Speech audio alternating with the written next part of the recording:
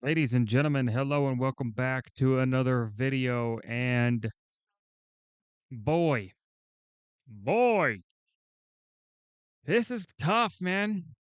This is tough. Um, I would like to starting these videos off with something that isn't so serious, but here we are. Amiru dropped an absolute bombshell today. While I'm giving you the intro here, um, if you guys have not been caught up, essentially what happened is she finally dropped a lot of what's going on behind the scenes with Ms. Kiff for like the past 3 years or so, all the manipulation and the abuse that she had to go through in dealing with that. So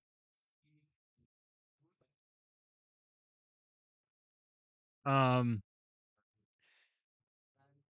there's no good way to deal with this at the end of the day. You know what I'm saying?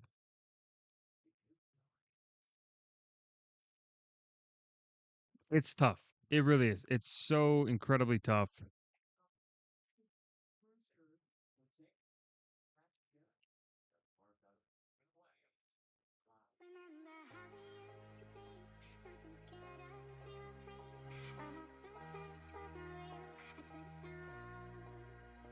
We'll go a little bit louder on the Spotify today.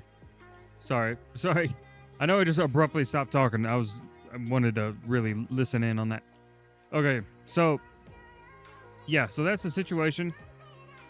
Um, I did catch a little bit of this earlier on Asmon's stream because, I mean, the person that I was going to tune into to understand the situation would be the person that is most aware, right? And Asmon has held his tongue for a very long time, and he said it multiple times that it wasn't his story to tell. But here we are. So, Emiru has officially aired out the dirty laundry. Um, and actually, let's pull up Ms. Kiff on X right now. Um, Emiru, Ms. Kiff. So obviously, this shit's gonna be fucking nuts, right? So Twitch streamer Emiru accuses Ms. Kiff of sexual assault, abuse, and blackmail. They say accuses. It's not even accuses. It's not even accuses. She came with receipts.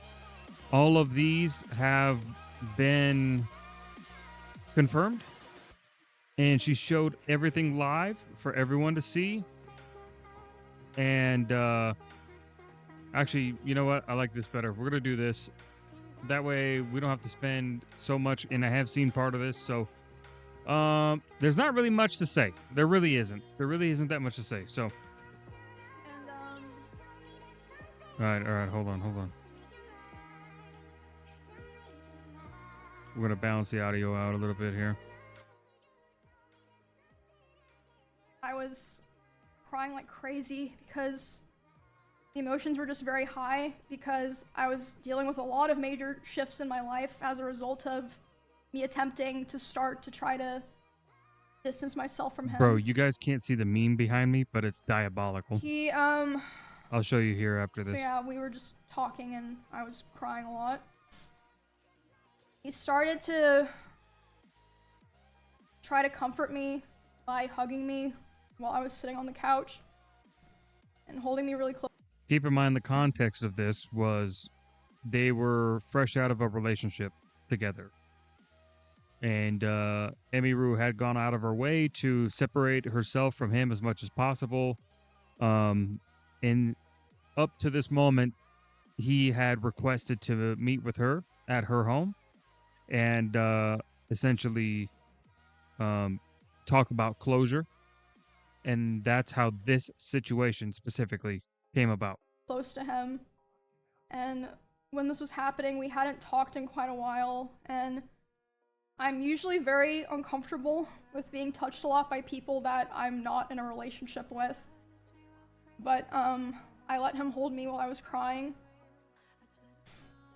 and he started kissing me in my face, and I let him do it. I was still sobbing a lot.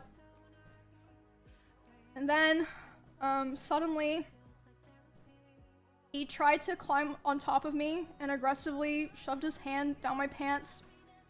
And, I screamed. Yeah. And when I screamed, he jumped off me like a cat, like. And, instead of apologizing or checking if I was okay, he said, "I feel weird now. I feel like I did something wrong. I have to go." And he immediately left my house while I was still crying.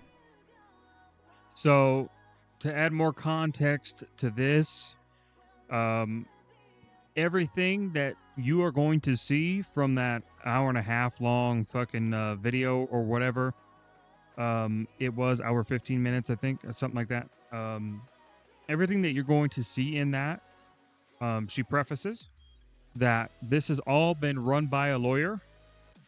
So everything is calculated, prepared, and she didn't come out with allegations. Like these are concrete. I mean, obviously, like this, there's no proof of this as far as I know, like on camera. But she came out with several text messages and screenshots of absolute vile fucking manipulation, abuse, that Ms. Kiff is guilty of doing. There's no alleged about it, right? I'm not legally involved in this at all, right? So I don't have to mince my words. That's my best part. My favorite part about not being legally involved in anything. Being from the outside looking in, clearly piece of shit. Piece of shit. And I made it very clear on the post I put on X in regards to this situation, tagging him directly, because I don't give a fuck. I throw shots. I don't give a shit. I don't give a shit. So, without checking if I was okay or anything. And at the time, I was still making excuses for him, and I was still afraid of causing trouble for other streamers around us, or like, you know, part of the manipulation, making things weird for viewers. I know that probably sounds crazy, but like I just felt this pressure, like I had to try to keep things together, if that makes sense. And a lot of people knew this. A lot of people were off base. So, because like they didn't know any of the details, right? But they knew like Emiru was, she was acting different, right? And things were affecting. Oh, I did say that. Hold on.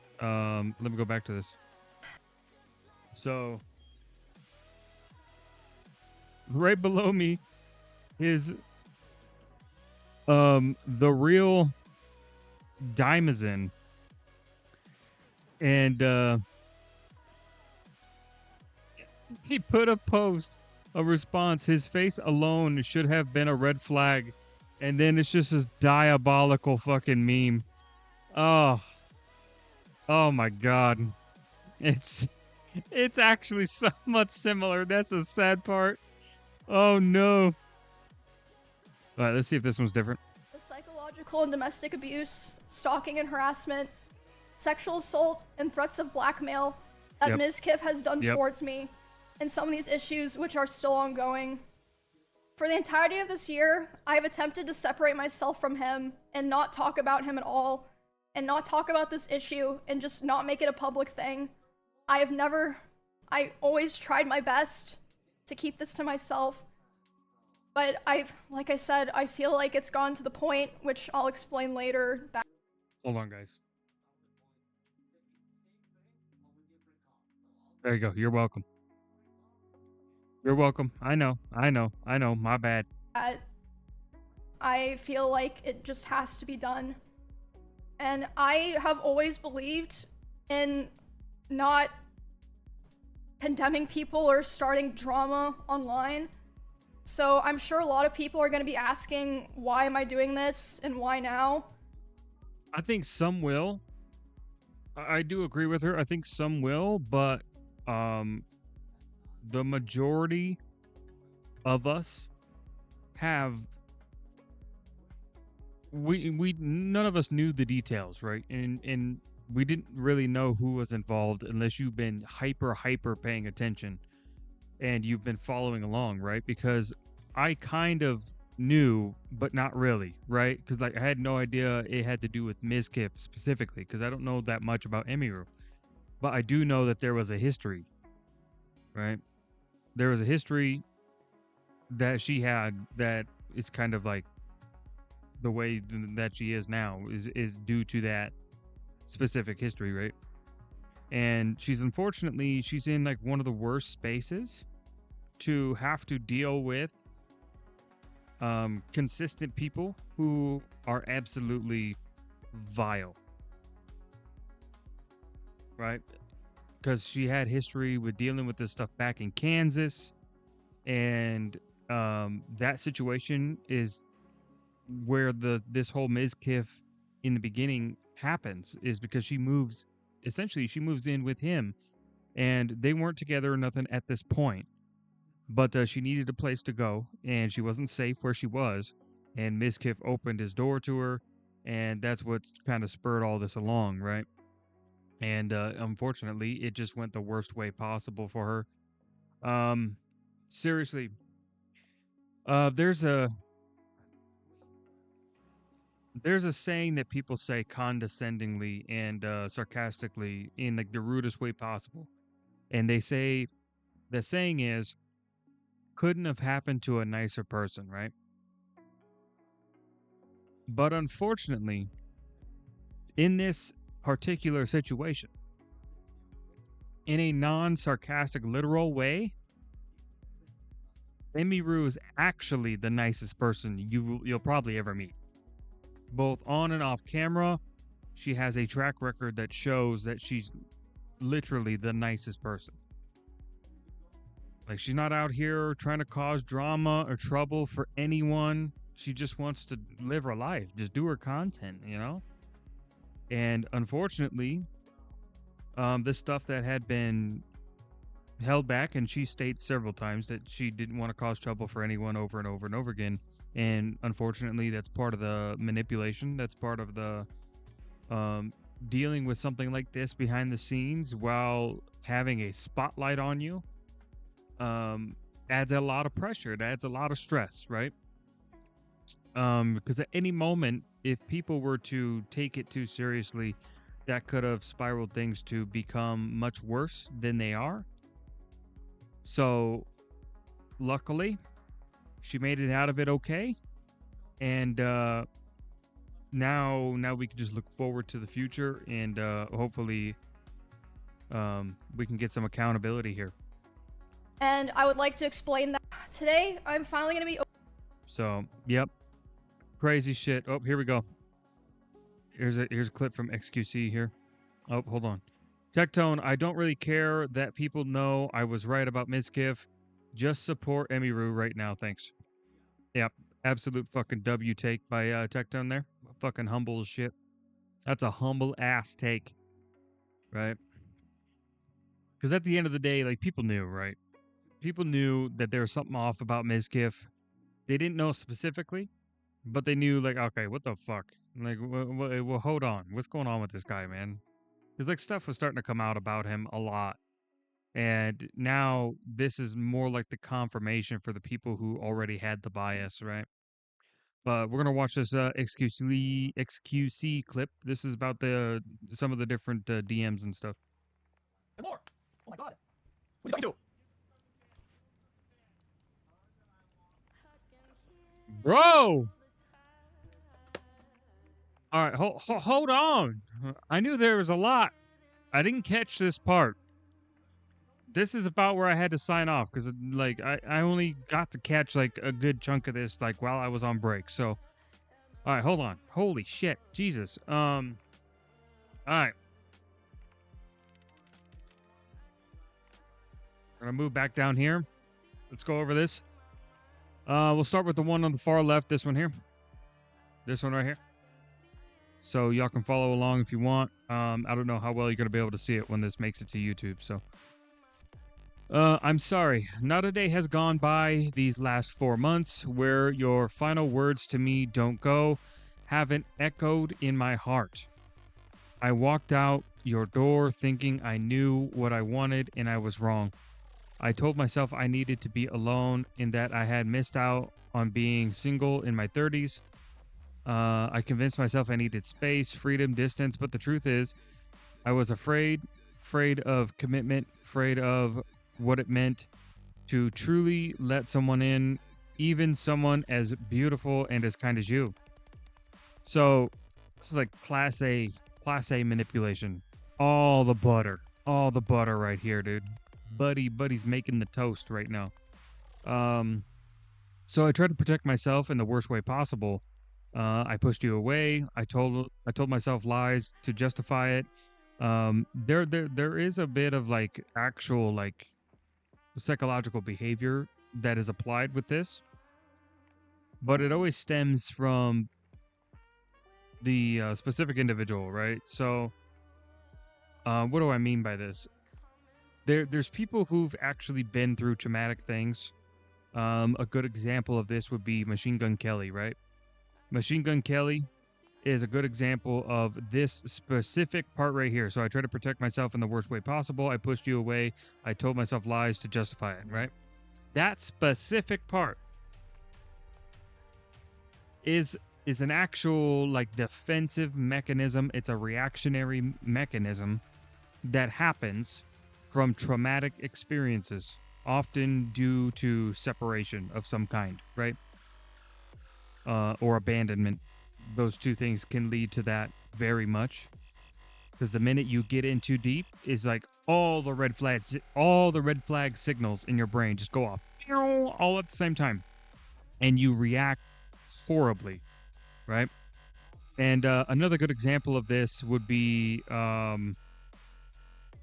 it's a little bit harder to judge, but NF is another one of these examples where like the closer people got to him, the more he kind of wanted to push away from him, right?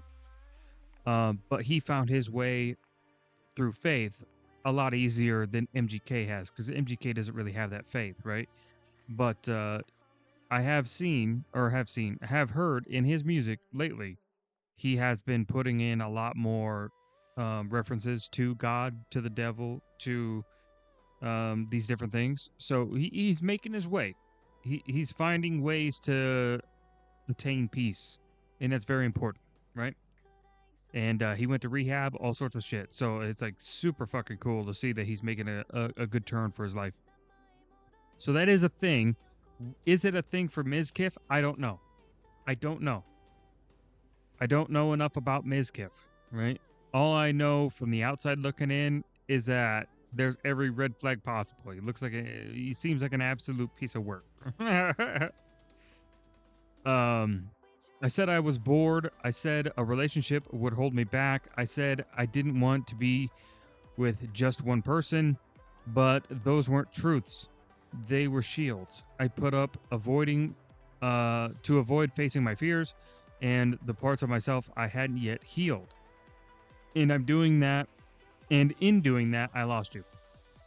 So that's one of the statements from old Miserable. Let's see if we can go back here, get a better look at one of these other ones. Yeah, none of these are great. I don't want to start at like the fucking halfway point of a statement. Jesus.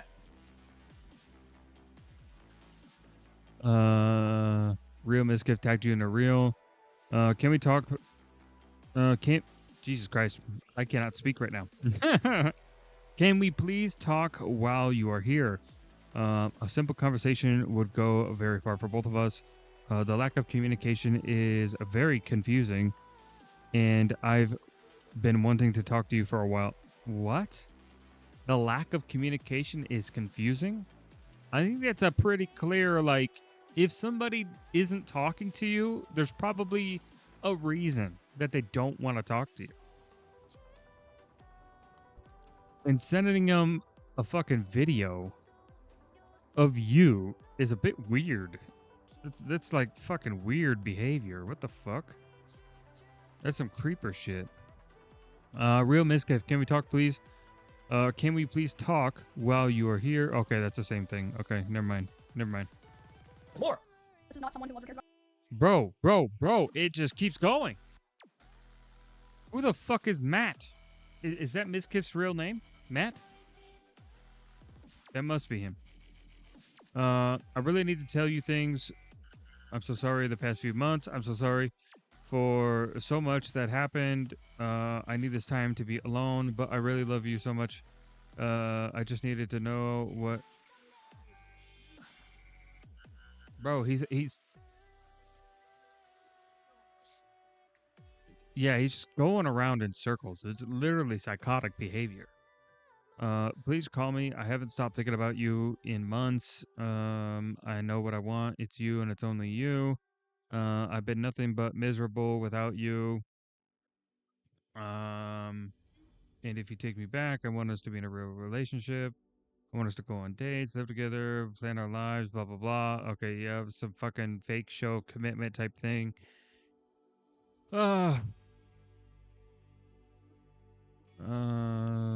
I'm just gonna kind of skim through here, see if there's anything. Call me, I'll be up. I'll do anything for you. I'll come home from Japan right now for you. Just answer me, Emmy. At least tell me that you moved on. Hey, would you be willing to talk? What is this? I'm gonna be also doing a lot of collabs, and I know you've been doing a lot of collabs lately, and I feel that we should be amicable with each other so it's not weird. Okay. Yeah, so this is like part of if you guys want full context for this, there was a bunch of like manipulation when she was living with him. Because anytime that she would start doing better than him, she had to stop streaming, or she had to like stream very specific times. Essentially, he was insanely. It was an insane power fucking structure that he was forcing onto her, and absolutely the most controlling, diabolical thing that you can think of, as far as like literally micromanaging somebody's life, and that's just not okay at any level. And more. Oh my god. What are you talking to? But yeah, that's insane. That's actually insane. Did we see this already? He said he would try to create... Oh, yeah. With. They've informed me that he said that if I ever talked about anything he did, he would try to create a smear campaign against me in retaliation. I was told that he even approached other streamers who were close with us back when we lived together, asking them if they would join with him, and they all refused. They try to blackmail other fucking streamers too. At TwitchCon, he approached one of my employees, threatening them and saying if I ever talked about him, he would destroy me. Multiple people have told me that his plan was to claim that I kill animals and that I killed my own rabbits, since I had several of my rabbits pass away over the course of 3 years while I lived with him. I'm sure he's probably... This is a good part for me to chime in. There was no signs, right? Because obviously when I heard this part, as somebody who deals with animals, I was instantly tuning in to look at the context for this, right? There is nothing without a shadow of a doubt in my mind that would suggest any harm done to these animals. None. So in case y'all don't know, Emmy Rose, rabbits. In case y'all don't know the context. Oh yeah, she had a cat too. She had some beautiful, beautiful rabbits, and they were the most well taken care of rabbits. Probably better. Those rabbits were probably better taken care of than your dog is. And then she had a little cat too. Well, she had two cats. She had this one, and then there's another one, right? There's another one, right? I swear there's another one. I don't know. Probably listening now, and it's probably gonna come as But yeah, point is, those cats are insanely well taken care of. There was no signs of any sort of abuse or anything related to mistreatment of those rabbits. I can confirm I watched a lot of footage, right? You know how much fucking time I wasted today when I saw that specific clip? Because, like, that's the one thing, like, I'm not a people person. I'm not really a fan of people. Animals have always been my obsession. And when I am at peace, right? I can look at 3 parts of an animal and know whether that animal is going to fucking kill me or not. It's easy. It's easy. I don't have to deal with lies, manipulation, none of that bullshit. None of that. No drama. No drama. Animals are drama free. They're completely logical beings, right? And that's why I love them. I love them so much. So I'm a big fan of almost every type of animal. There's obviously there's some animals like I'm never gonna work with that thing ever. You couldn't pay me enough. But for the most part, I'm pretty amicable with like any animals. quite a shock to him that this information made its way back to me and that I've known for Is amicable the right word? I don't even know. months. But if you try to threaten me to stay quiet, especially using my poor dead animals, I need to start doing these I'm not going to stay quiet. on my day off. Okay. That's a crazy threat too. That shit is wild. Bro threatened her by using her animals against her.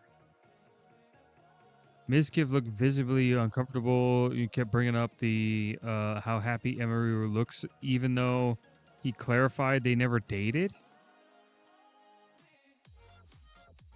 Bruh. Okay, yep, we saw that one earlier. This is... I don't know. These are from 2023. Emiru leaked DMs of her and Miskiv. Then people speculated about him giving her a black eye. Yeah. Yes, they were proven right. Yep. Yep. There's a lot of people who knew to a degree. They just didn't know everything, right? You only know like a fraction, a minuscule percentage.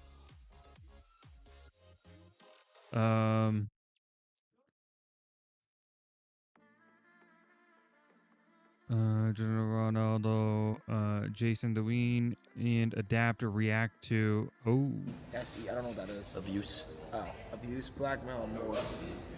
But you know what's fucked up though? Like if she tried to say something and she's worried about drama, bro. That's how I know like her head, like bro, something that's People fucked. Man. Try That's to victim blame and shit. And that's not the first time I heard shit about him either. Yeah. That's I feel definitely bad not for the her. first That time. shit's. And the shit she just went. And the shit she She's just going went through through. too much shit, bro. yeah. I think what happened at TwitchCon was definitely the cherry on top. It's one of those things where it kind of broke the dam, and she just had to let it out. Good for her, by the way. Good for her. Absolutely should have brought it to everyone's attention sooner, but that is how manipulation works, unfortunately. Manipulation, you can envision a invisible cage that you're locked in. That is mental manipulation. Somebody who has full control over your mental capacity to the point to where you revolve your life around theirs is an insane level of manipulation. And she stated clearly in her video that it was a kind of a dual dependent situation there. And that definitely does play a factor, right? Release footage of Mizkif verbally abusing his friend? What is this? You're treating me like shit. You figured I'd kill myself. And all you can say is fuck you.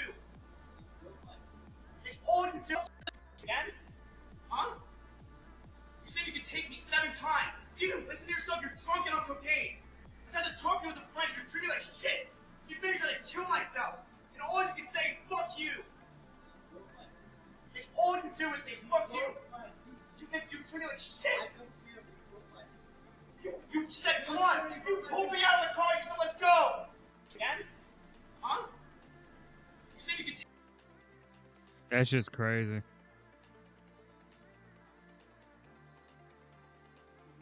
Says he wasn't the only one abusive or threatening self-harm, and Emiru did the same in their toxic relationship. I mean, he's gonna... He was swatting at Chompy constantly. He's gonna say this, right? Unfortunately, he's gonna say this. I mean, he can't hide away from it when you're in a streamer, YouTuber, TikToker, Instagrammer. I don't know what the fucking lingo is for Instagram, but if your presence on social media is your career, you have to address these things. I mean, look at fucking Hassan. Hassan is getting buried right now because of that fucking dog shit. And making him bleed. I not only was the one that wanted her to move out first, I was the one that wanted the cat out of the house because he was attacking my cat. Every month went by the last year, and our fights started to get louder. We were breaking up with each other almost weekly. Fights were getting more aggressive, and shouting began to increase. I was not perfect, and I reflect on those situations poor. Is he reading off a script? He scripted this? Brother.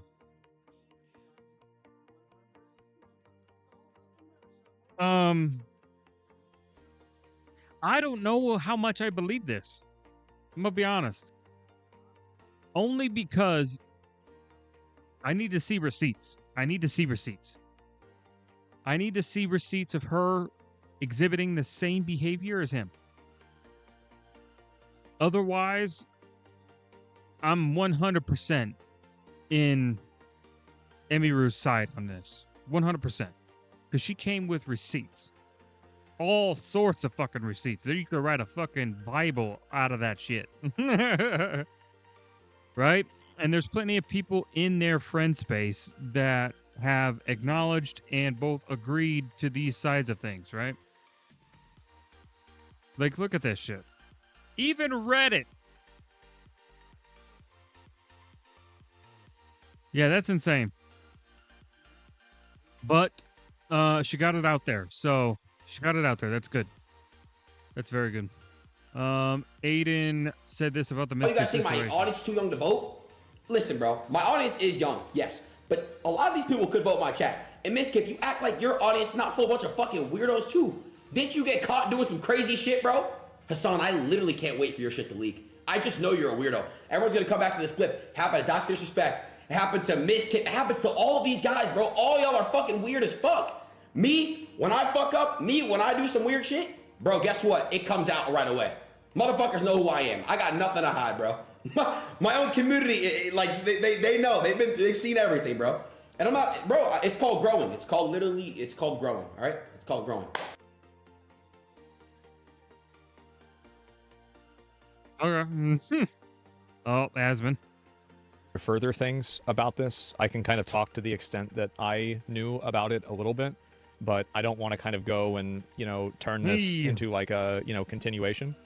But I can talk about kind of what happened. I guess the first thing I can talk about is the pier, which is the thing that I got mentioned with, which is I was starting my stream. It was the beginning of my stream. I remember I was like, I don't know, like maybe an hour into my stream or something like that. I got a call from Emiru, and I was like, what the fuck?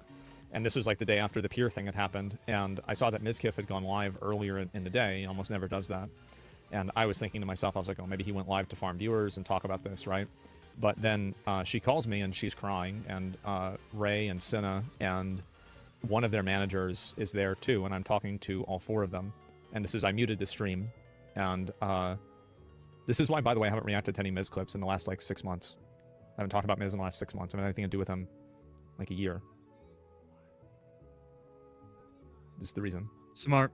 And so I've scrolled past every clip. I haven't talked about anything. And so I call him the first time, And it rings like 2 or 3 times.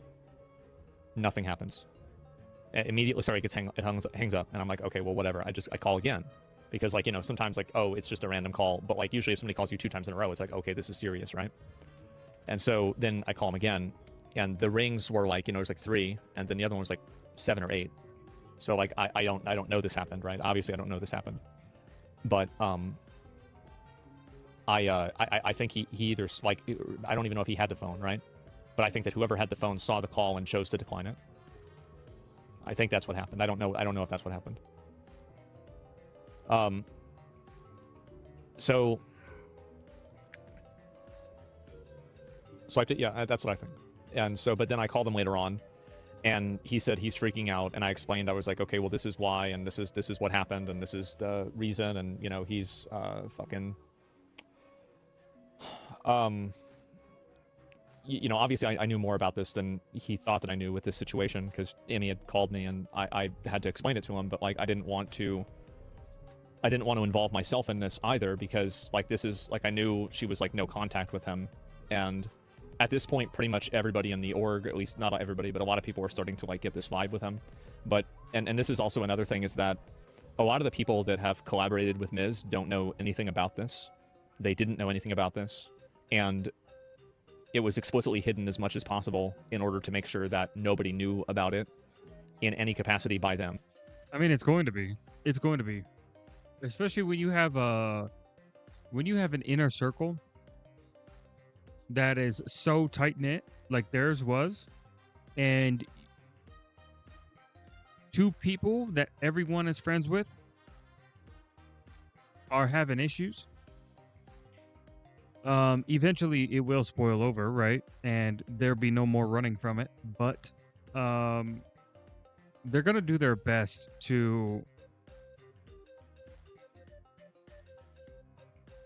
filter it.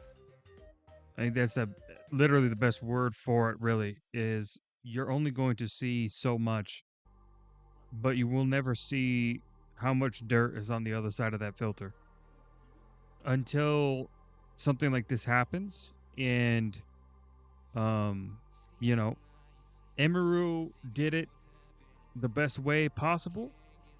She immediately was consulting a lawyer, and she was building essentially a don't fuck around sort of case. Not even a case, but a compilation of evidence, right? Completely consulted, completely given the green light to be able to do this effectively. I mean, she put it the best. Like, she wanted to do it right and do it the first time, right? Do it right, do it the first time correctly, right? And that's exactly what she did. And unfortunately, that meant that she suffered a lot. But in a situation like this, when it comes to anything manipulation, anything behind closed doors, it's all about what you can prove. I mean, if you want a good example of this, just go back and look at the Amber Heard Johnny Depp trial. Just go back and look at that. It was a fucking mess, because each side was throwing out shit back and forth, but there wasn't enough evidence to corroborate one side of the story versus the other side of the story. There's a whole lot of he said, she said bullshit. And that dragged the fucking case on for fucking months. I mean, I know people who are farming 100 plus videos out of that shit. Anytime there's a new update, they were immediately putting it out there. It was insane. It's an insane time to be on the internet. And in a way, not nearly at the same level, but this is similar. And I think you see something like that, and you know, when you're in that situation, it's all about what you can prove. Any sort of videos, screenshots, photos, anything at all that you can use as evidence is how you essentially remove those shackles, right? And that's the only way you can do it. because they didn't want any of this Where to get you're out protected, at all. essentially. And so, does like I don't know. I'm not gonna get into the specifics, right?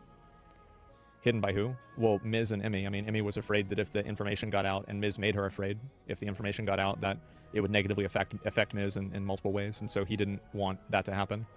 Yep. That's more of their interpersonal stuff, and that's what she said on stream, and so I'm not going to elaborate beyond that. There is, of course, elaboration, but there's, as I said, I'm not going to, this isn't like an encore where I'm going to like further explain why she did or didn't do something, because it's just that, as I said, Well, and it's hers to tell. At the end of the day, if she wants those details out there, she will tell them. But, you know, I'm sure she's going to, you know, consult her lawyer over everything before anything gets put out to the public. So, yeah, don't hold your breath. As more things come out and come to light, everything is going to go through essentially an approval process before it gets put out there as a way of her being able to cover her own ass, and rightfully so. And I said at the beginning, right? I said it, you know, a while ago. It's like it will be bad, and it's not my story to tell. And I think you guys can see why now. Yep. And it was crazy too. Like the part that I saw, it was just like a crescendo, man. I mean, it just fucking, and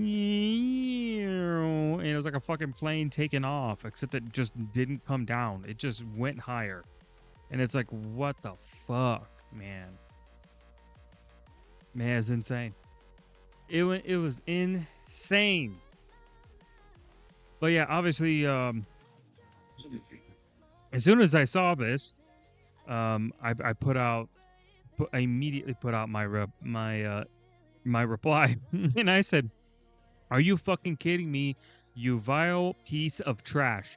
Harassment, manipulation, and abuse, huh? How stupid are you? Thinking you could hide this W, Emiru, for finally bringing out the truth." And then I said, "We need to get you one of these, I think. Gonna need to train that poor behavior." And obviously, you know your boy's gonna use the Hassan clip with the shock collar. Come on, lad. Come on. 241 views on that bad boy. I think it's my highest viewed tweet. I'm not out here getting clout, right? Clout's not what it's about. It's about getting the message out there. You know, 41 on that one, not too bad, you know. WW Ireland. This one isn't mine. This is just me responding to somebody's. Yeah. That one also isn't mine. But yeah, that's insane. That's nuts. But yeah, people love that one. Obviously, you know, pretty easy to get behind that. Yeah, 8 profile visits. Who is this guy? Oh, yep. Immediately roasted his ass as soon as I had the chance. Like, I literally was like in the middle of my workday, and I fucking just dipped off to a fucking place that, you know, didn't have fucking cameras, and because, like, I don't know. Listen, I'm like a half and half texter. Like sometimes I text like normal, but I tend to I formulate things in my head and then I say them out loud. So I do like voice text a lot. So like I didn't want to like be somewhere like among, you know, guests, and then be like, "Mizkif, you stupid piece of fucking vile trash," speaking into my phone. And it would just be fucking, it would look terrible, right? So I was like, no. Like, listen, I got a team I gotta fucking look after. I can't be setting that example, right? So like, obviously, you know, I went privately and, you know, hid away when I made this tweet. And yeah, the Hassan thing was like very last second. I was like, oh yeah, yup, this is it. So fucking deleted the end of it, retyped it, and fucking put the Hassan clip on there. So good. I'm gonna farm that till I die, bro. All right, let's get to a lighter note. We're gonna start with this. Also, we're gonna do an alignment test. If you're a D&D fan, you understand what this is, and I'm curious what I'll be. So this is 100% an idea I stole from Asmon's stream, by the way. So, W. Asmon. The Streamer Awards are coming up. They are in December. I have requested that day off, or I didn't request that day off. I switched that day with one of my team members. And so they will be working that day, and I will be here recording so you guys can get my recorded reaction to the absolute insanity that I'm sure this is going to end up being. So, all right. Let's get into it. We had 35 categories to vote. If I don't have anybody in here, then I'm just not going to vote. I'm just going to skip it. Because I'm not that deep into streaming culture. So, streamer who creates the best music content, showcasing talents such as singing, playing instruments, DJing, producing, composing, or more. We're going to go ahead and skip this one. I don't really react to much music content. Best creative arts streamer. Streamer who creates the best art, food and drink, dance, ASMR, or makers and crafting content, among others. Creates the best art? What?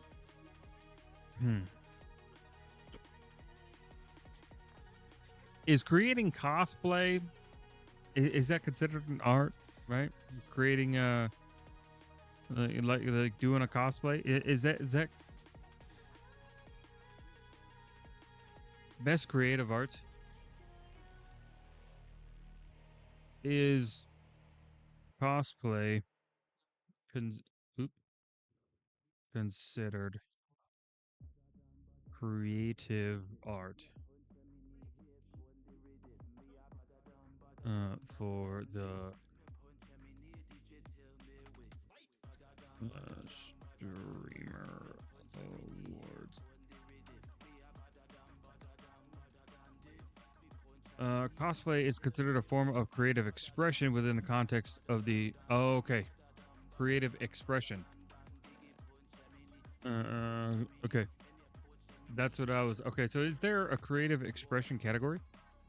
Roleplay streamer, MOBA, best brand partner, hidden gem, battle royale, best fighting, best MMO, speedrun, sports, Minecraft. What the fuck?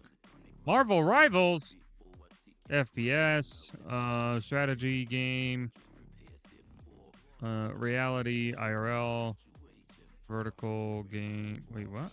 Stream game of the year. Oh. International streamer, stream duo, best streamed collab, best marathon stream, best streamed event,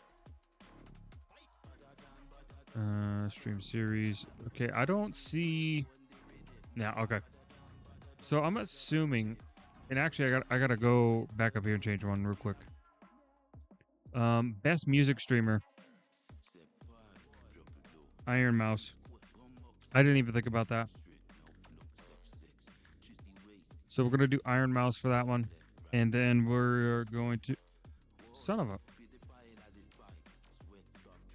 Emiru here for sure. Best roleplay streamer. Ooh. Do I know anybody who does the roleplay stuff? I don't think I know anybody that does the roleplay streams. We're gonna have to skip that one. Best MOBA streamer: Pokemon Unite, Smite, Dota 2, League of Legends. Not a MOBA guy, so skip that. Best brand partner. What are the brand that is helping streamers' aspirations? It's probably gonna be like GamerSupps, right?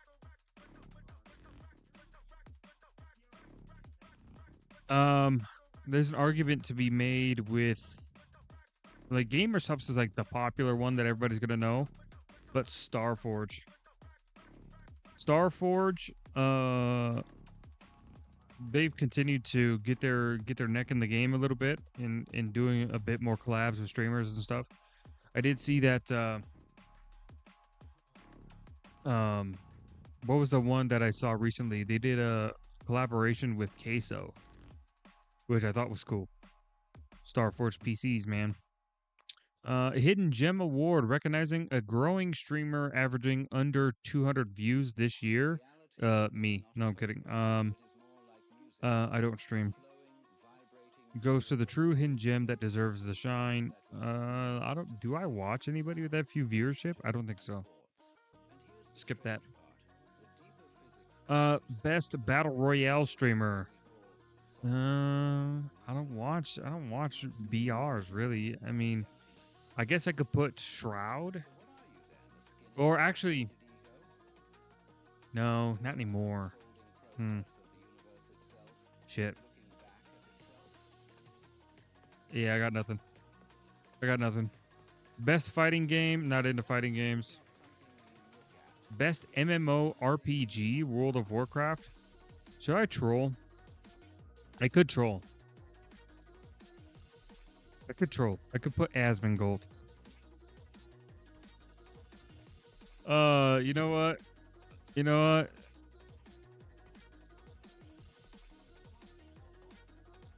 Pirate software. Best speedrun streamer. I don't watch any speedruns. Best sports streamer. I'm not sports games aren't really my thing. Best Minecraft streamer. I haven't watched a Minecraft stream in a minute. Best Marvel Rivals. Also don't watch that. Best FPS streamer. That's gonna be. I mean, there's only one choice for me, and it's Shroud. It's always gonna be Shroud for me. I have nothing but respect for Shroud. Best strategy game streamer. StarCraft, Teamfight Tactics, Hearthstone, Balatro. Nope. Best reality streamer. Blend of IRL and desktop content. That's got to be Senna. Big fan of Senna here in this category. Best IRL streamer. This is gonna be a bit different, but I'm gonna put Sketch. Because I have other people that I'm nominating for other things that you guys would put here, but I'm gonna put Sketch here. I really like Sketch's IRL streams. They're just they're chaotic because Sketch as a being is chaotic. Best vertical live streamer. Oh, gotcha. Yeah, no, I don't watch any of that. Stream game of the year. I mean, come on. It's gonna be Expedition 33. Most entertaining novel, collaborative, or fun game to watch on stream the past year. Expedition 33. 100%. Best content organization? Esports or content organization or group that produced the best content during the past year. Note, this category is not subject to our streamed requirements. Best content organization? What's the Kai Senat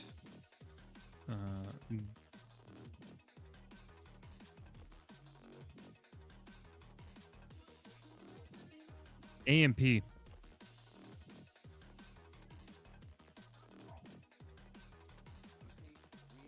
I can see people picking FaZe here, but I like AMP. AMP, they got good content, bro. I like their stuff. It's entertaining. Best international streamer? Speed. Not even a second thought. Speed has been instrumental to pushing. If you wanted to consider anything propaganda, it would be Speed. Oh, I probably should put iShow Speed, huh? Like, obviously they know, right? But show speed. Oh my god, I show speed. Is it? The S's are capitalized, right? I show speed. Hold on, let me look this up. I want to make sure I spell it right. I show speed. Okay, so they are capitalized. Okay, I just want to make sure. Okay, yeah, I show speed all day. Best stream duo. Honestly, my favorite stream duo was Jinxie. How do you fucking spell Jinxie? Dude, fucking pick an easier name, bro. Jinxie? Jinx? How do you... Jinxie.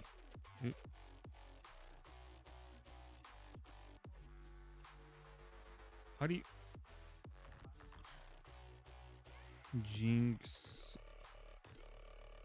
Jinxie? Wait, fucking... Hold on. Sketch... And... That's how you spell it. Jinxie. Jinxie. Oh. No way. I spelled that right? W's in the fucking chat for that shit, brother. Sketch. Jinxie and Sketch. When they do duo streams, man, fuck, dude. Hold on. Sketch and Jink. Bro, I'm second guessing myself now. Jinxie. 2024 Labs. So, I've been really liking the collaboration work between Jinxie and Sketch. I want them to do more with Queso as well, too. That would be cool. That'd be super sick. The cooking one was diabolical. It's diabolical. Best streamed collab. Ooh. You know what I thought was really entertaining? The Cinna sketch collab. The Cinna sketch collab was so entertaining for me. That shit was fucking hilarious. Best marathon stream. I mean, it's gonna be the Mafiathon. I mean, let's be honest. Mafiathon.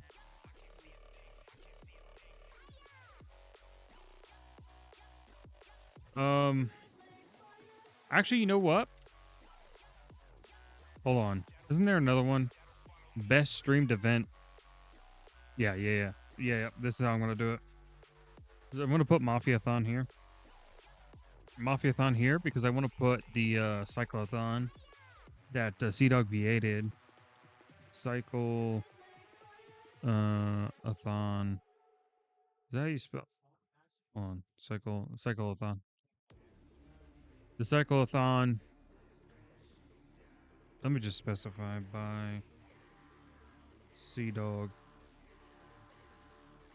VA. A Cyclothon. Wait, was that 2024? Hold on. Sea-Dog VA Cycle.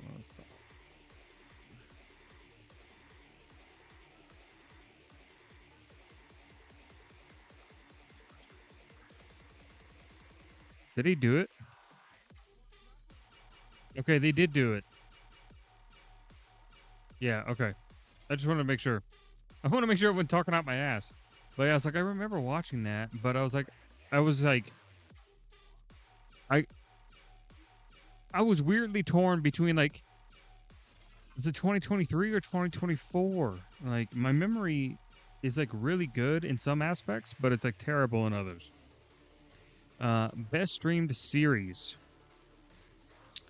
I think probably end up being Cyclothon again. Best stream series. If we're going for an episodic... Wait, what? A repeat event of 2025. Ooh. Oh, I'm thinking this is. Did he do one in 2020?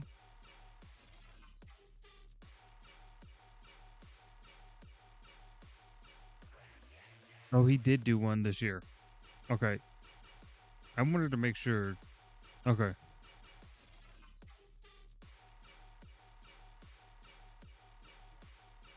Yeah. Okay. All right.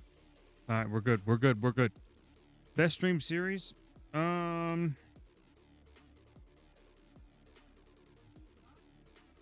Best stream series.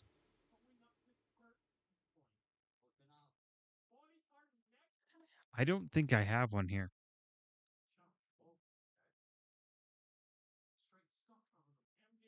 I never stuck out for an entire series, so we're just gonna skip best VTuber. It's gonna be Iron Mouse for me. There are plenty of really good VTubers out there, but I mean, I've been riding with Iron Mouse, OG, fucking like she was my introduction to VTubers. Back when she had her very first model, right before like CDawg VA and all that shit.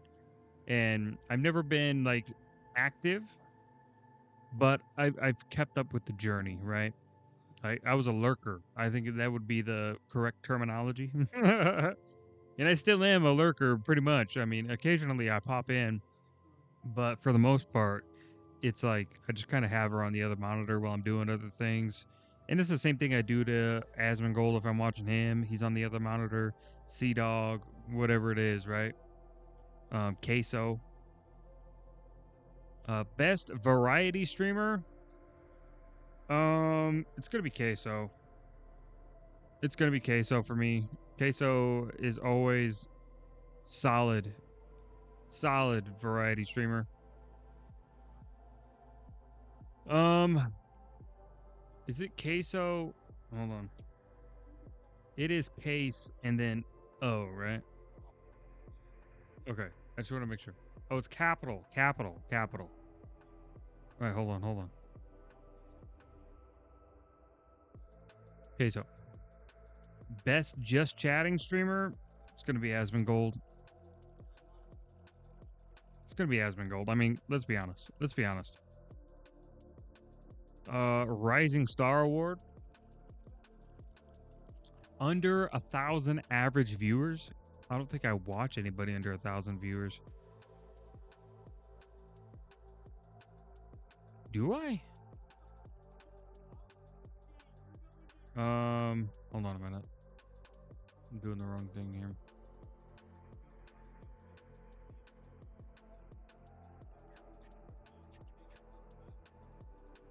Let's see, Iron Mouse. I mean, TSO Sage. True. You said 328. The criteria was under 1,000, right? I could back a TSO for sure. I don't know. TSO, he's kind of hit or miss with me though.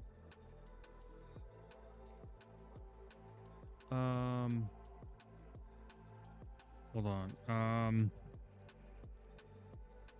God damn it. Hold on, I gotta go into my following. Shibuya Kaho. What is her? Hold on. God damn it. What is she at for live views? Oh, never mind. She's well past that. Ow, that's loud. She's well past that. Fuck. Yeah, I guess I'll put TSO Sage in here.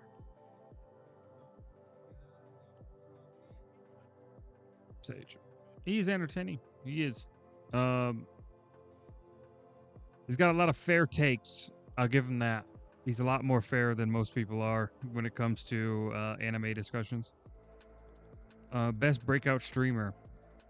Best breakout streamer who had explosive growth in the past year, establishing himself amongst the top streamers as one of the most talked about names in streaming.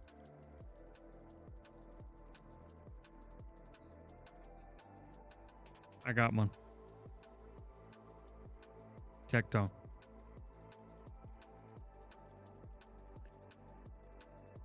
Now, Tectone, he is a fairly established streamer, right?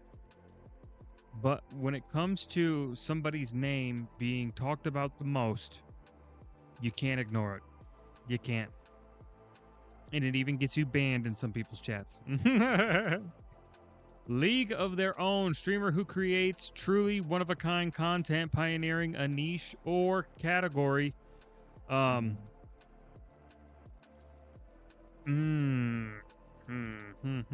Pioneering a niche or category.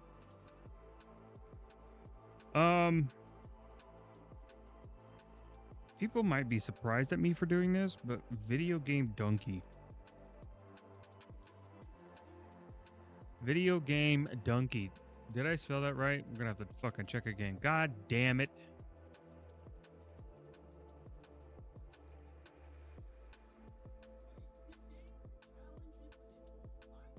How do you spell the fucking...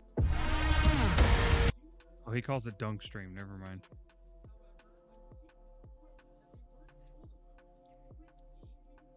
I don't know why I thought it matched his YouTube name. Dunk Stream. AKA Video Game Donkey. I do like his very specific style of like commentary video game content. And it's like never like sticking to the popular trend, right? He just plays what he wants to play, right?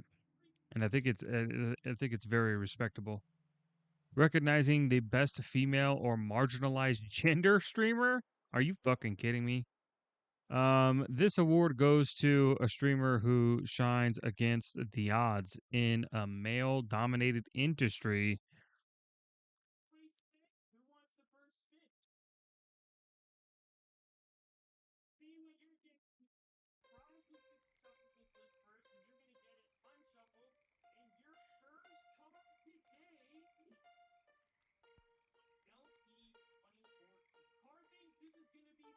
The fuck's her name?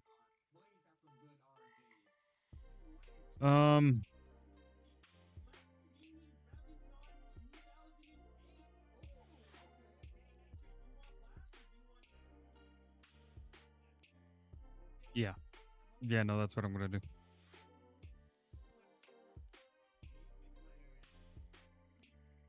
There we go. Gamer of the Year. Gamer of the Year, huh?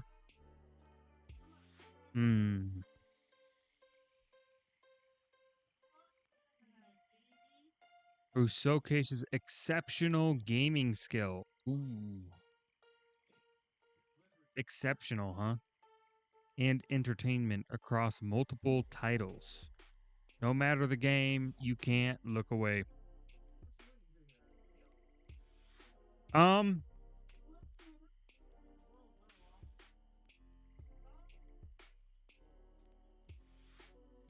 I think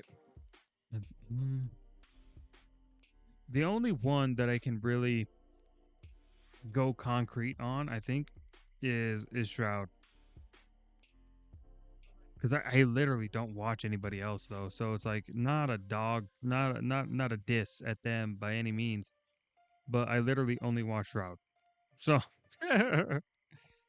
streamer of the year, the best overall streamer of 2025, consistently entertaining, elevating their brand, standing out, and leaving a lasting mark on viewers. Honestly, again, you can't deny that Asmongold is the premier example of a streamer. The guy lives on his stream. Now, granted, there was a bit of a lapse with personal stuff, but there's nobody more consistent. There's nobody putting in more time. There's nobody who is trying to elevate their content by simply changing the content that they are entertaining their viewers with, right? Because his main lane is reactionary content, right? And commentary. But over this past year, he has been doing a lot more into the political space. He's been putting his 2 cents in as far as the streamer drama side of things goes, right? He's put a lot of work into broadening the content, right? And I think it shows. I think it shows. His viewership has had so many peaks from reacting to these live events, and I know a lot of people of a certain identity group look at him as the boogeyman, rightfully so.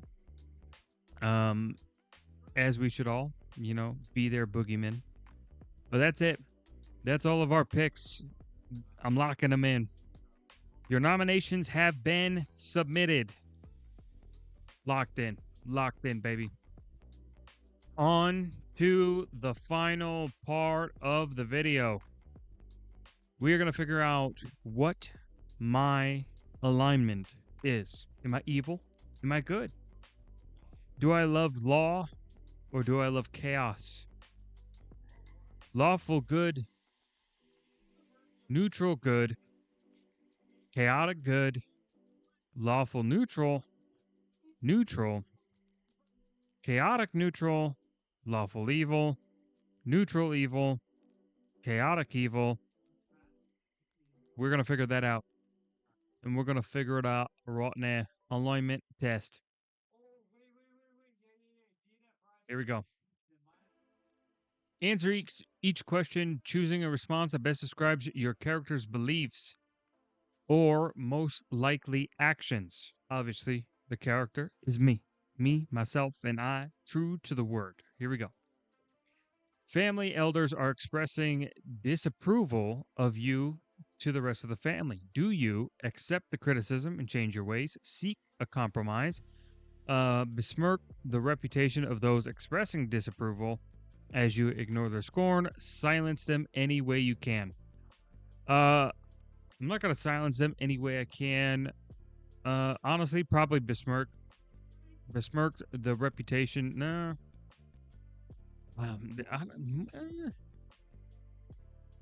There's no answer here for just ignore them. Accept the criticism and change your ways? Absolutely not. Seek a compromise with them? Also absolutely not. Besmirk the reputation of those expressing disapproval as you ignore their scorn? Oh. Yeah, I didn't read the full statement. Okay, I'm a fucking idiot, apparently. Nope, that's right. That's right. Would you give up a promising career to aid the family in time of need? In a heartbeat? No. With some reluctance, I would at the end of the day, right? I would, right? Depending on the family member, obviously. Obviously, I don't fully get along with my entire family. I'm quite distant with a lot of them. But the ones that I do care about, I would absolutely, I'd be like, man, fuck, this sucks. But that's life. When responsibility hits, you just got to go with it. Would you betray a family member to advance your own career? Yes, without a twinge of guilt. Yes, if I could do it secretly, I'd resist the temptation. I find the very idea abhorrent. I don't find it abhorrent. Like I said before, there are definitely family members that I do not get along with. But I would at the end of the day resist the temptation. I'm not trying to live with that shit, right? Do you respect the leaders of your family? Absolutely not. They're out of touch with reality for sure. For sure. No, for sure. No, actually, they're often out of touch with my life for sure. I think that's definitely the one. They're role models for me. Their words guide my actions. Out of touch with my life is definitely the best one. If your family had arranged your marriage to someone loathsome, would you hold on.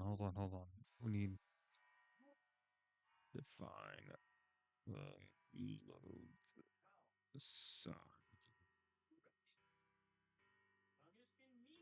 Causing hatred or repulsive individual. Okay. If your family had arranged your marriage to someone repulsive, would you go through with it? Proud to serve your family, agree, hiding your reluctance, subtly work against the union, flee. Subtly work against the union. Definitely a situation where, like, this is your decision. Gonna have to overthrow you now. No. I wouldn't flee. I wouldn't flee. Now, this is interesting because, like, if I were to ask the same me when I was like 17, I would definitely click flee. 100%. I bet. Pace. But no, now I know, you can't just run from everything. Like, you got to deal with it. And I would deal with it the most secretive way possible. You're estranged from a family member. On his deathbed, he seeks reconciliation. Do you speak to him but hold your ground, refuse to speak to him, discuss your estrangement openly and without rancor, actively seek reconciliation and heed his dying words? Refuse. Refuse. If I have pushed you away, you really had to fuck up. I'm not forgiving. I'm very much a one and done person. The minute you break my trust is the minute you lose it forever. And there's no amount of reconciling that you could do to get even a fraction of it back. Like, it's complete cutoff. Complete cutoff. Not even a whistle your direction. A powerful but corrupt judge offers you wealth if you testify against your friend. Do you condemn your friend and take the money? Take the money and testify, but try to keep your testimony ineffective. Refuse the offer and refuse to testify. Testify on your friend's behalf, no matter the consequences. So with my friends, I don't know if some of you relate to this or not, but my friend group is small. Less than 5 people in my life that I consider friends that I would take a bullet for. That I would go to literal hell for those people. Those are the people that I consider my friends. So I would absolutely put myself on the line no matter what it took. If it meant that I could shove that judge's foot right back in his fucking mouth. Do you become close friends or hold most people at a safe distance? Definitely keep people at a distance, 100%. Have you ever betrayed a friend? I've done so more than once, and sometimes I get away with it. I've done so once. I've been tempted to do so, but I've never gone through with it. I've never contemplated such a thing. I've done so once. I've done it before. Granted, this was reactionary. This was not something that I went and preemptively did. I didn't go out of my way.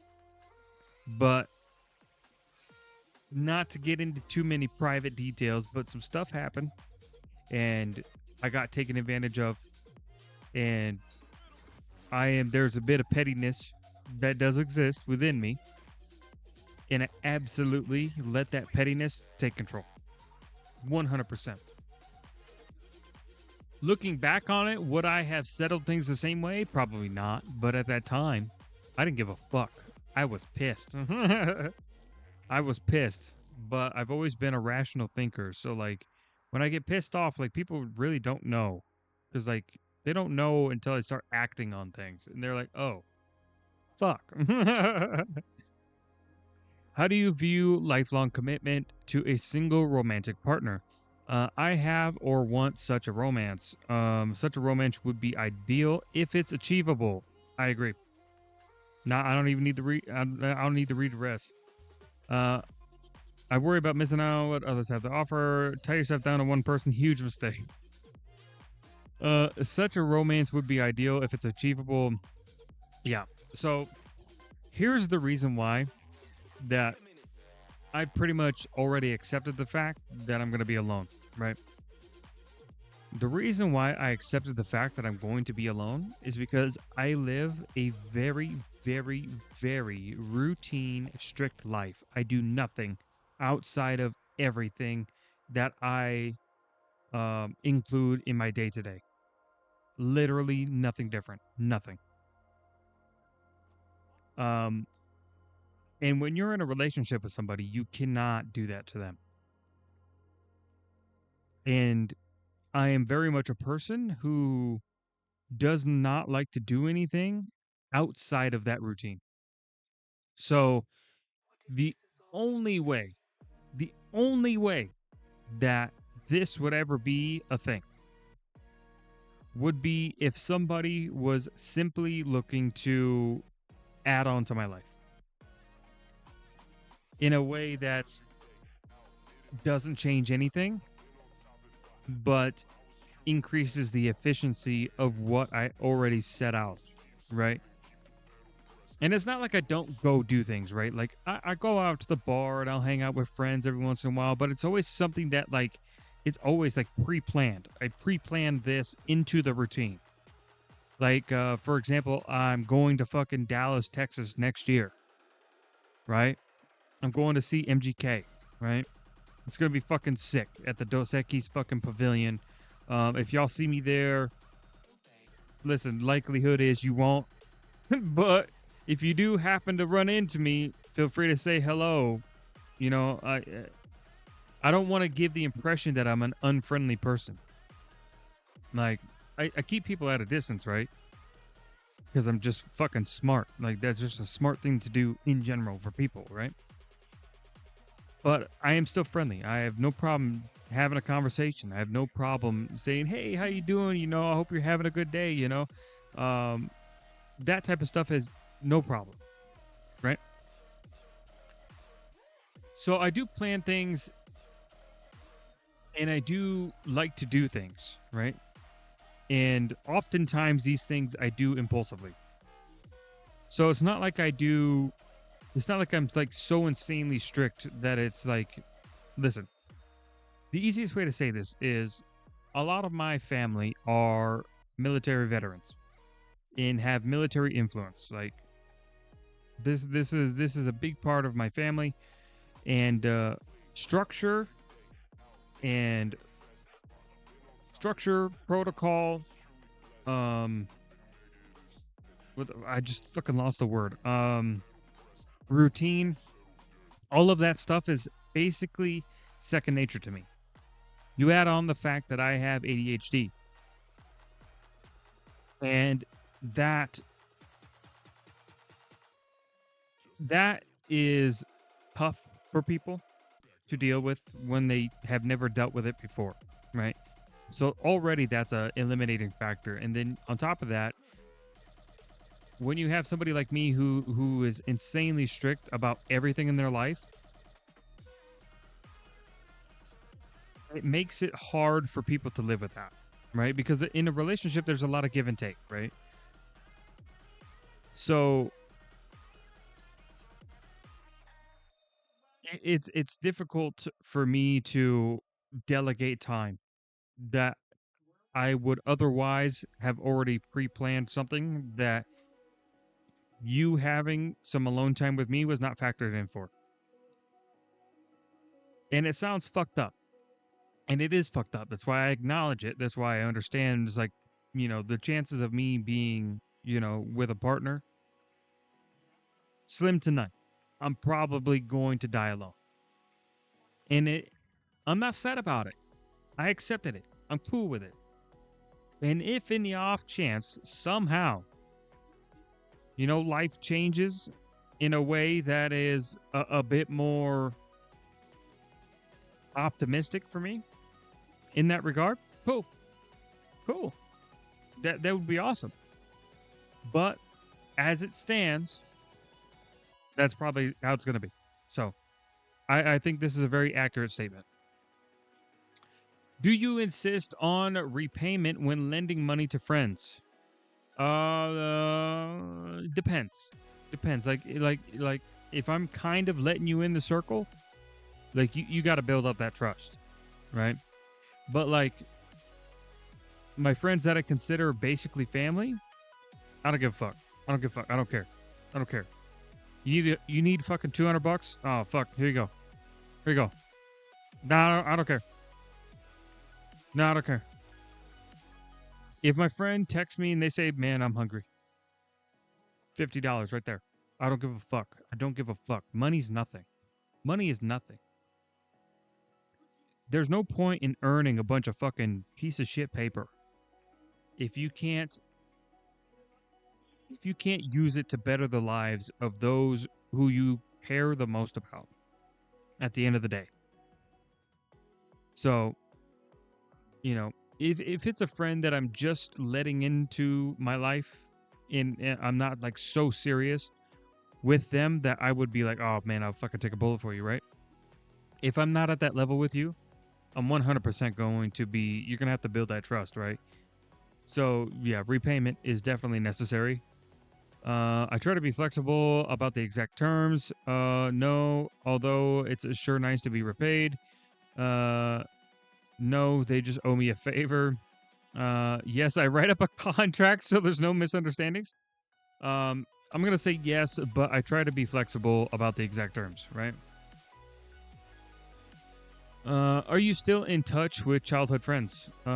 Yes, we correspond regularly. No, I move around too much. No, I don't have anything in common with them anymore. We don't actively try to keep in touch, but I guess I would say no, I move around too much. That would be the easiest way to do it. Because like, yeah, we do talk to each other. Like we'll talk to each other on Facebook every once in a while, like just in a comment thread and stuff. But it's like nothing like I'm not going out of my way to like give them a phone call, you know. I'm not happy with this one. This repayment thing. I wish there was a better specific. No, although it's sure nice to be repaid. No. Yeah. Nah, it's fair. Do you donate time and money to improve the local community?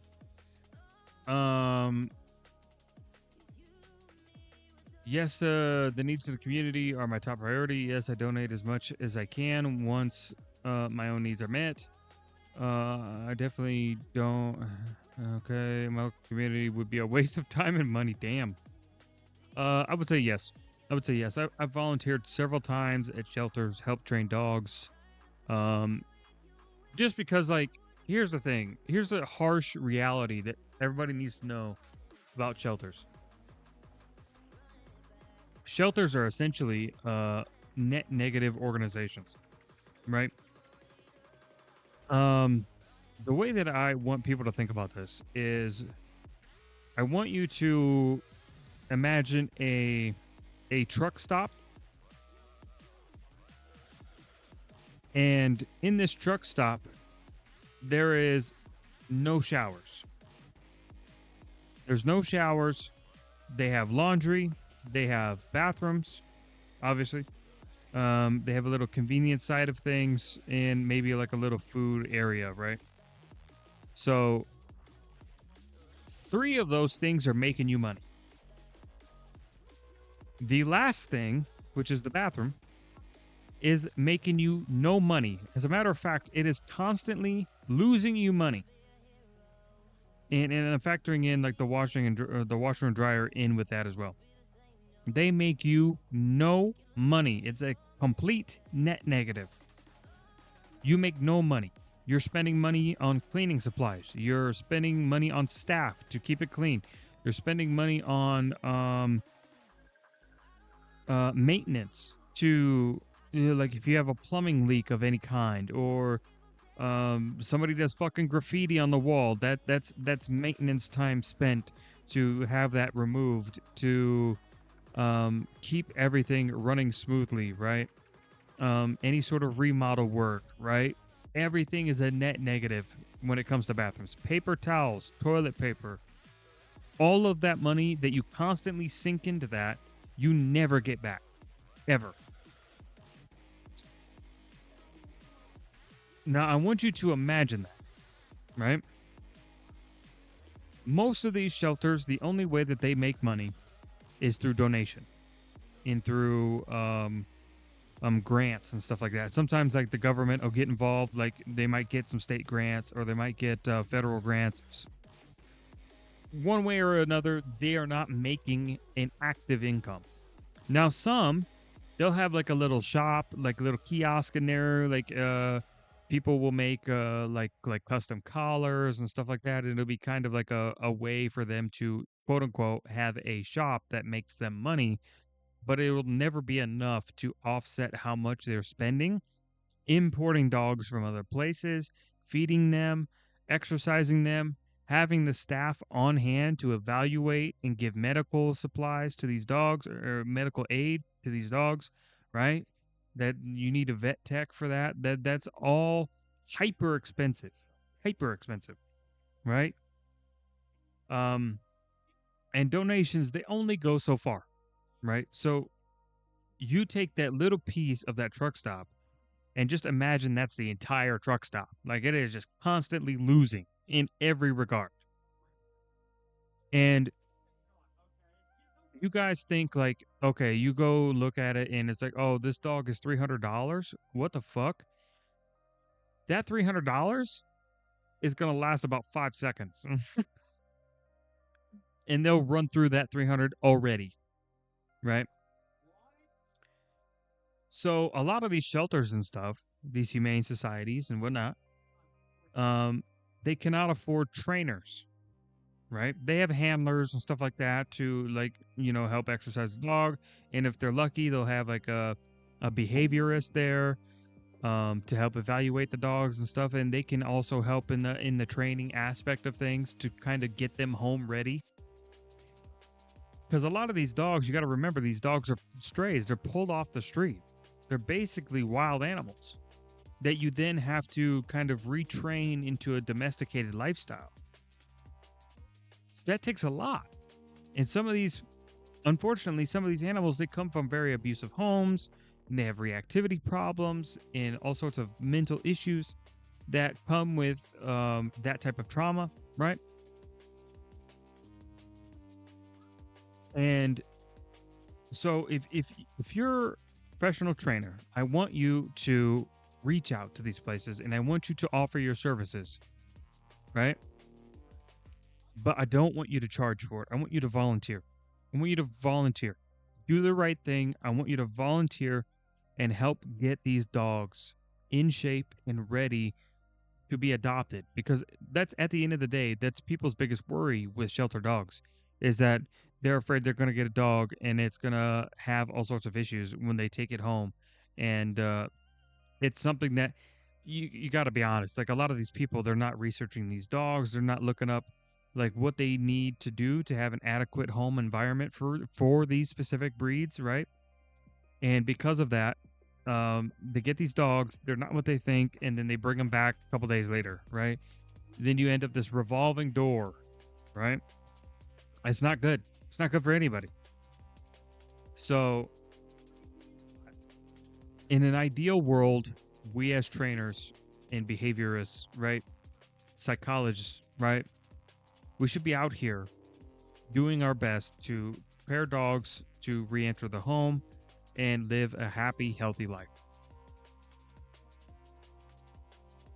And unfortunately, the best way to do that is to volunteer. And it sucks because you as a trainer, like, you value your time, you value your money, but at the same time, you know, it's worth it. It really is. It really is. It's good to see like a dog that you've trained go to a good home and then you can get like because like every once in a while, like I'll get an update from one of the shelters that I've worked at and volunteered for, and it's very cool. To every once in a while, I'll get a photo, and their just fucking tail is wagging. They're just having the best time, and it's just like, man, I'm so happy. I'm getting goosebumps thinking about it. Like I literally just felt a chill go down my back. Like, oh my god, dude, it's so gratifying, man. It's so gratifying. Yeah, it's a very humble line of work. Like it's pretty much it's another form of public service. It really is. Like anyway, I went off on a tangent there. Sorry. Your community is threatened with invasion. Do you help defend it to your last breath? Defend the area with the rest of your community. Flee as soon as you think things look grim. Cut a deal with the enemy. Act as a spy. What? Help defend it to your last breath, obviously. What's the difference between these two?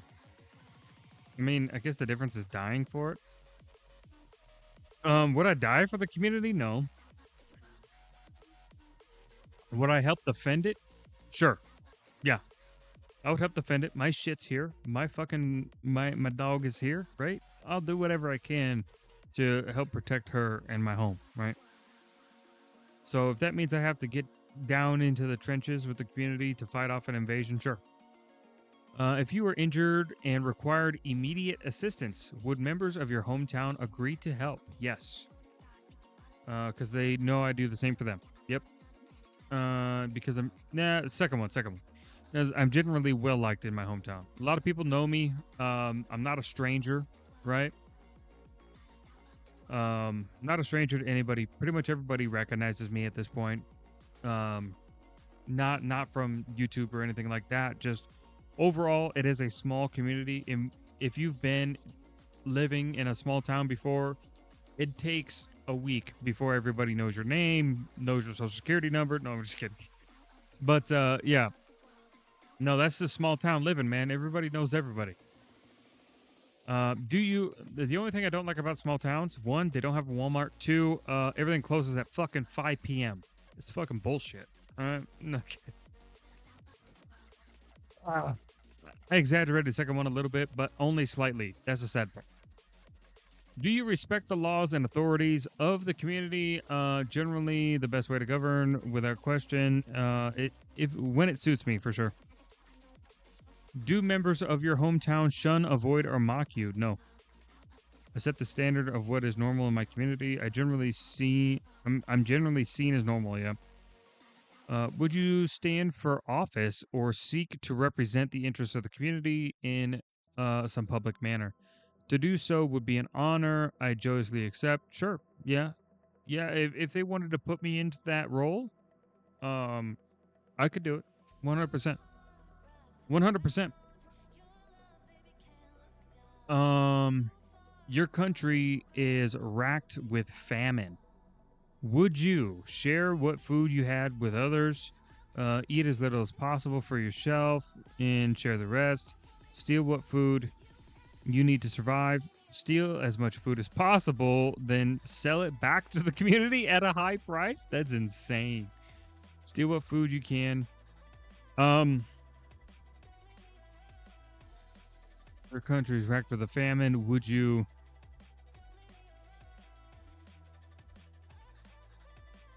I would eat as little as possible.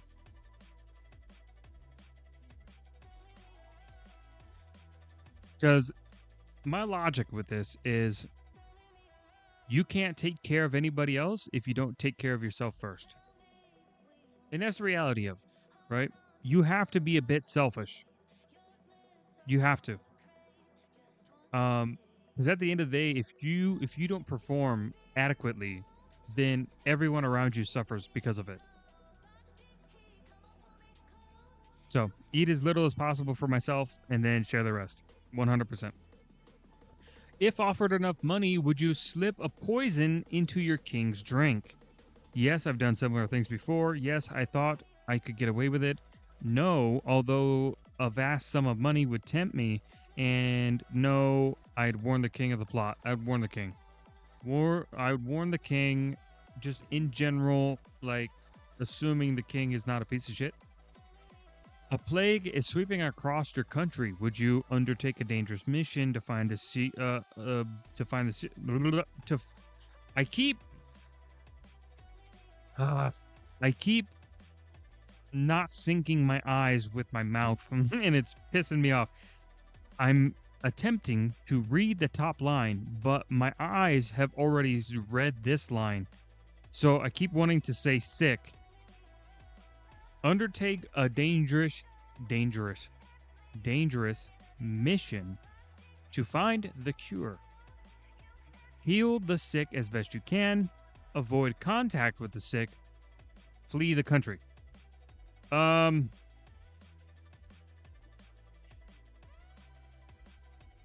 probably just going to avoid contact with the sick. Not going on any dangerous missions. I don't care that much. Heal the sick as best you can. Listen. I'm not the healer type, right? I'm the like, you're past the point of saving. I'll put you out of your misery type, right? That's where I'm at with it. Do you respect the lawful authority of the rulers of the land? No. Okay. Divide power. Our rules are generally fair and just. Long live the queen. No.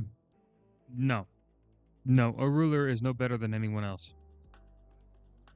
If he throws around his authority, in a manner that is unbefit of his status, then obviously not. And generally speaking, that does happen more or less.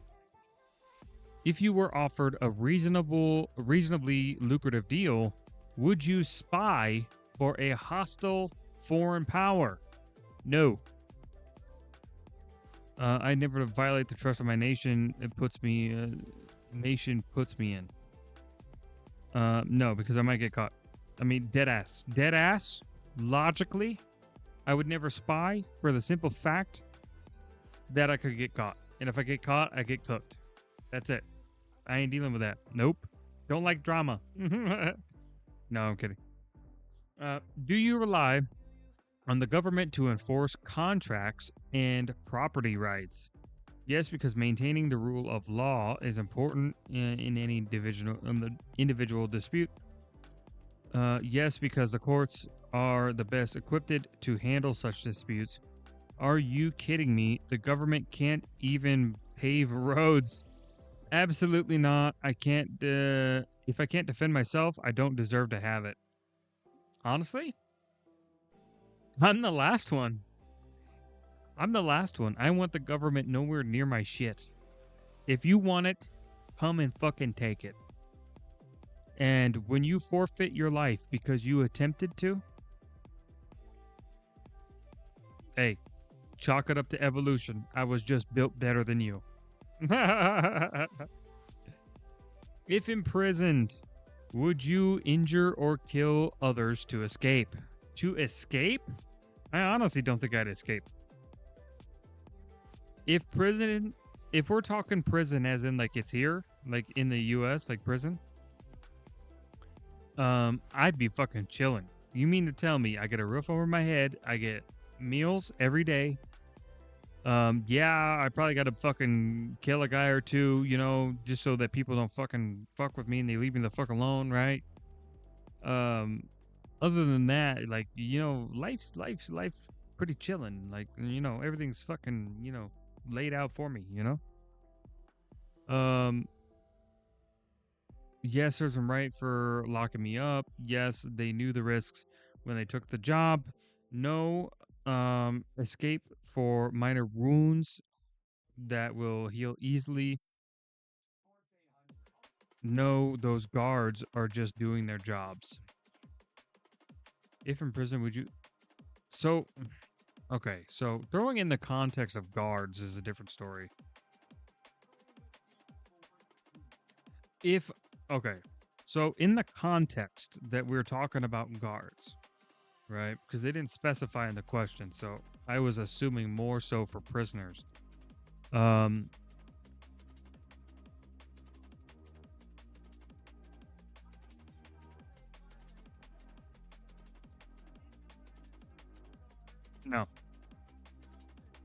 No. I'm also not gonna be a bitch. Like, if there's a guard and he's being a fucking asshole, I have no problem just hitting him with a nice, clean right hook. But, yeah, you know, I'm always gonna reserve that right for the, you know, for the bad apples. Do you accept a noble's right to treat badly the serfs who work on his land? Yes, they're lucky they're not slaves. Yes, because sometimes only fear will motivate them. No, nobles should rule as kindly as possible. No, one has any right to treat no one has any right to treat others to treat another, sorry, badly, period. Yes. I'm going to say yes. Listen. You have the right to. That is the right granted to you by your position. You don't have to act on it, right? But let's be honest, they probably will at some point. So, preparing for that, you know, sometimes you need to make an example, right? You can't have non-nobles living like nobles. Especially because you don't know these people well enough to put that level of trust into them. It's just it's a naive move. You have accidentally committed a crime. Do you turn yourself in and attempt turn yourself in, throwing yourself, hide your involvement, lying if you have to, try to pin the crime on another, hide and lie. If guilty, would you confess to a crime? No.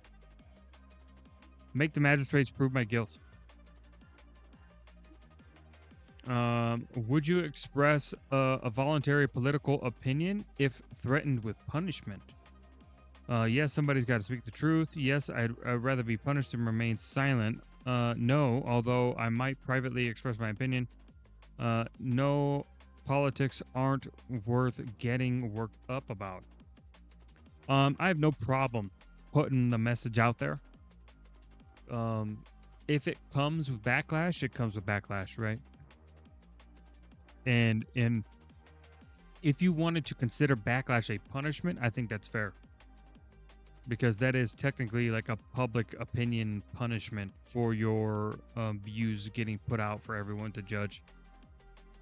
While traveling, you witness an assault. You are ordered to testify, which will delay your travel significantly. Do you slip out of town at night to avoid testifying? Deny you saw anything? Remain reluctantly? I mean, I would testify. Absolutely.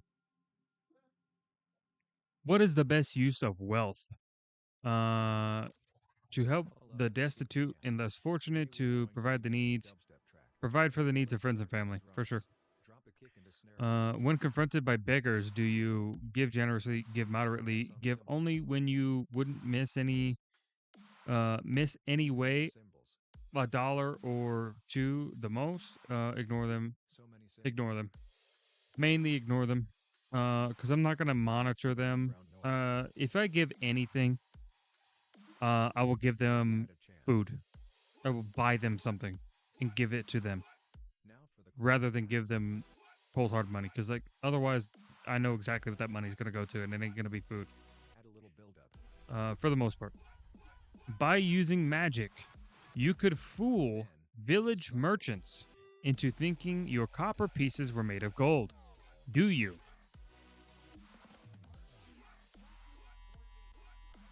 Yes, but I only cheat the richest merchants. The reason why, and you might think I'm trying to cover here, but I'm not. I have an actual reason. my actual reason for targeting rich merchants is because likely their goods are what I can't afford. So let's get fucking crazy with this.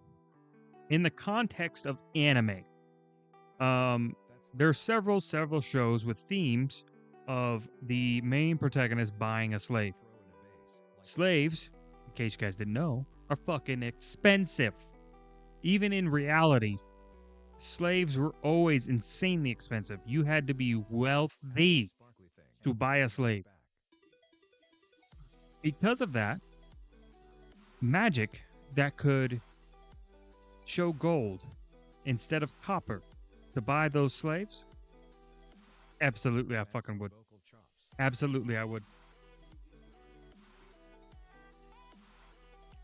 You have 2 job offers. One pays more, but the other is secure and steady. Which do you choose? If you would have asked me 5-6 years ago, I would have said the more lucrative one. But the older that I've gotten, the wiser that I've gotten. Definitely the secure job. At the end of the day, it's all about the end goal. You cannot bank on something that could disappear overnight. You can't. What's the best path to wealth? It's a matter of luck, being in the right place, staying flexible, following a long-term plan that incorporates a comfortable level of risk, hard work, and perseverance. Both of these last 2, I think, are one of the answers that I would choose. But at the end of the day, it's long-term. Long-term plan, but you use these to get there. If you accepted a job or contract, would you try to finish the task even if it got much more dangerous? Oh. Yes, my word is my bond. Yes, because it's good to have a reputation of dependability. For dependability. You can bet I'd be renegotiating. For sure. Pay me my money. What is my alignment? Lawful? Neutral. Oh, that's interesting. A lawful neutral character acts as law, tradition, or a personal code directs them. Okay. Order and organization are paramount to him.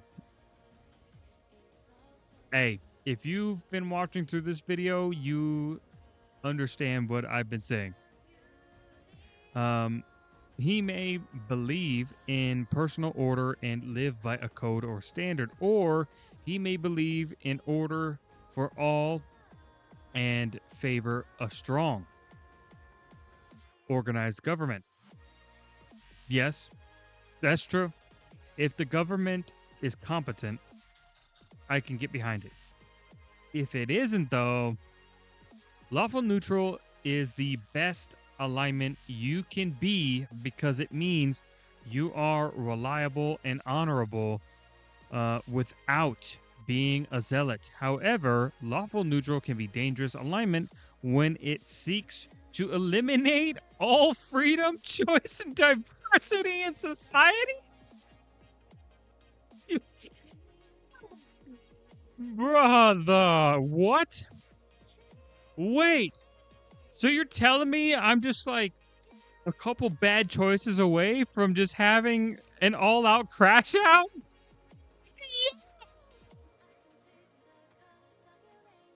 Yeah. Bro, that's insane.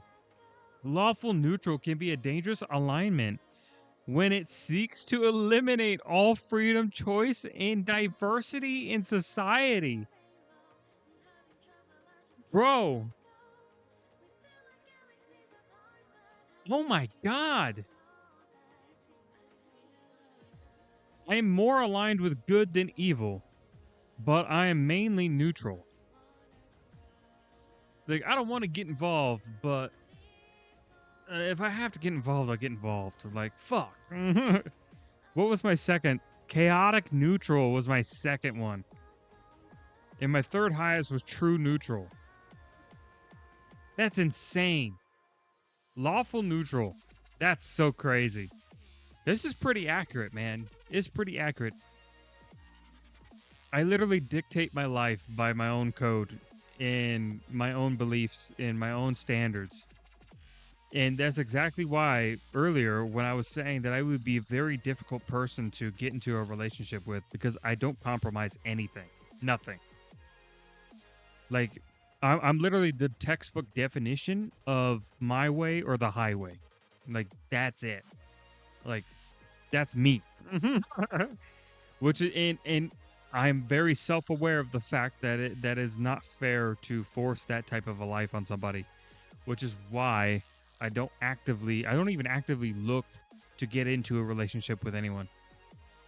Like I don't know, in a way, like I would rather them choose me because like then I can give them the spiel, right? And then if they stick around, then it's like, okay, you signed the dotted line for this, okay? You signed on to this contract, right? And it has one clause for you to back out at some point later in life, because you probably will after the first fucking 6-8 months, and you're just like, can we do something different? And I'm like, no. But yeah, that's fair. Fair. Lawful neutral W fucking quiz. That was really nice. I'm gonna leave a link to the quiz in the video. So do your own alignment test, tag me on X or whatever, and I'll catch you guys on the next video.